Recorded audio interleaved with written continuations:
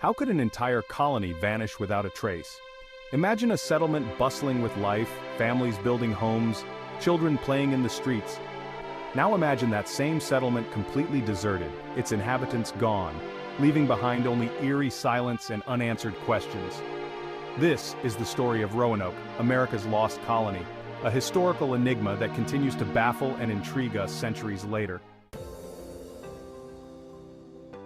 Sir Walter Raleigh, undeterred by the previous setback, assembled a second expedition. This time, he entrusted the leadership to John White, a skilled artist and mapmaker.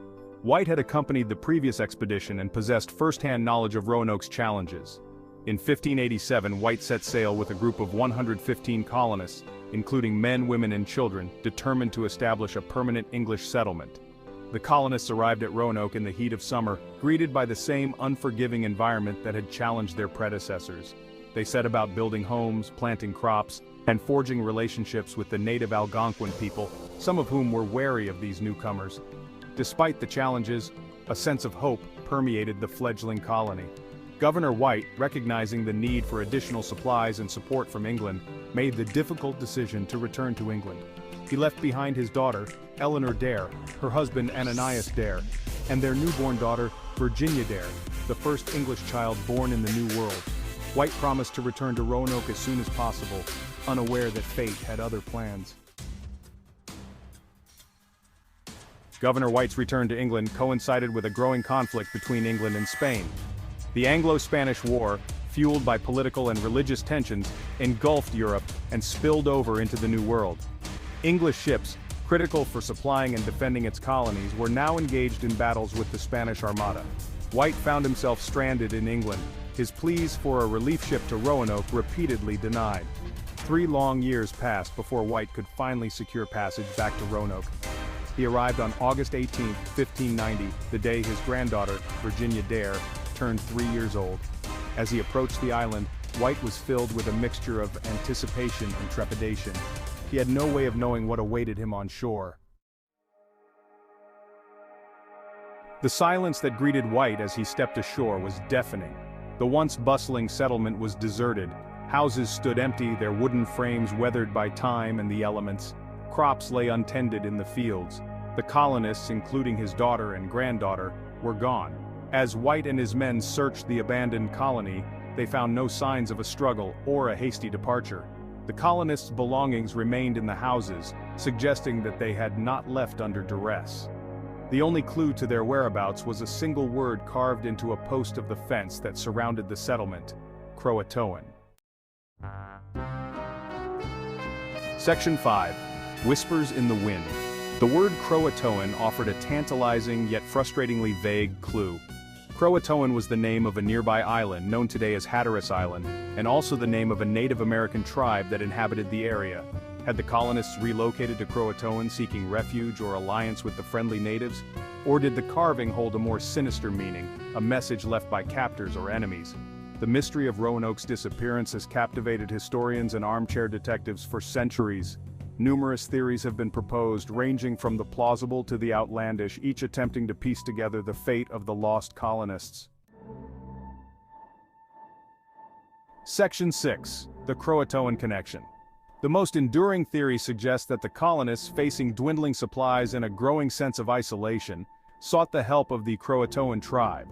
The Croatoan people, led by Chief Manteo, had maintained relatively peaceful relations with the English settlers.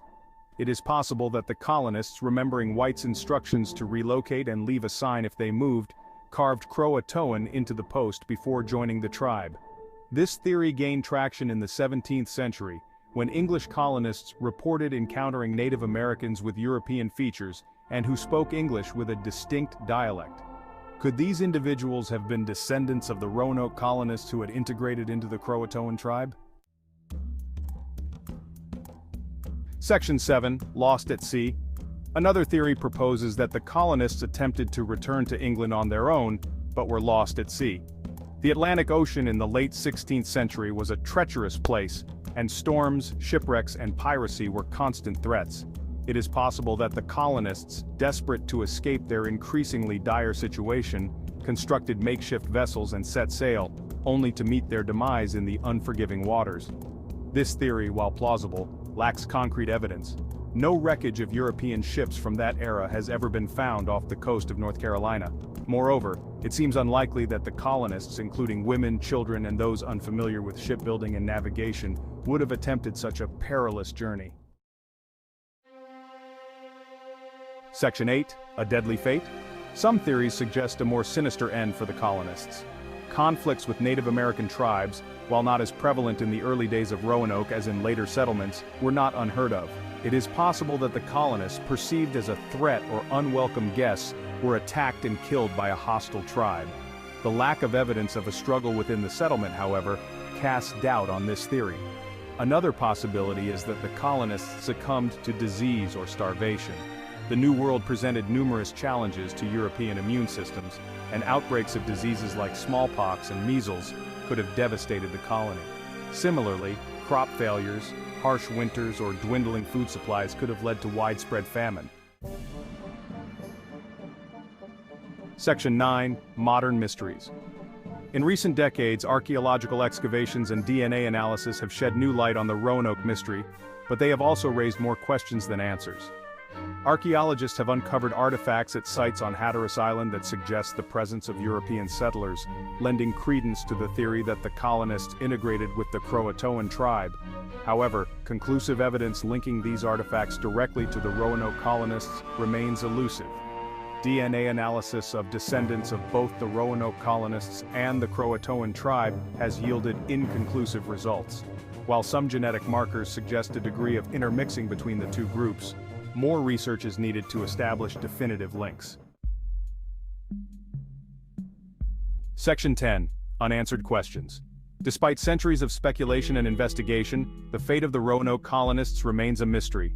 The tantalizing clue of Croatoan continues to haunt our imaginations, a whispered message from the past that refuses to be silenced. Did the colonists find refuge with the Croatoan tribe, their descendants living on, their stories woven into the fabric of Native American history? Or did they meet a more tragic end, their bones lost to time and the elements? The mystery of Roanoke serves as a stark reminder of the fragility of life in the New World.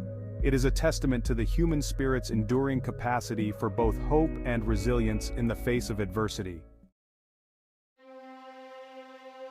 Section 11, The Legend Endures. Today, the site of the Roanoke colony is a National Historic Site, a place where visitors can walk among the shadows of the past and ponder the fate of the lost colonists.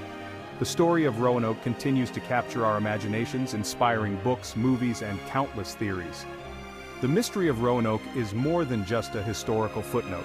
It is a reminder that even in our modern age, with all our technology and knowledge, there are still mysteries that elude our grasp, secrets whispered on the wind, waiting to be uncovered. The lost colony of Roanoke stands as a testament to the power of the unknown, a beacon in the darkness, forever reminding us that some stories may never have a definitive ending.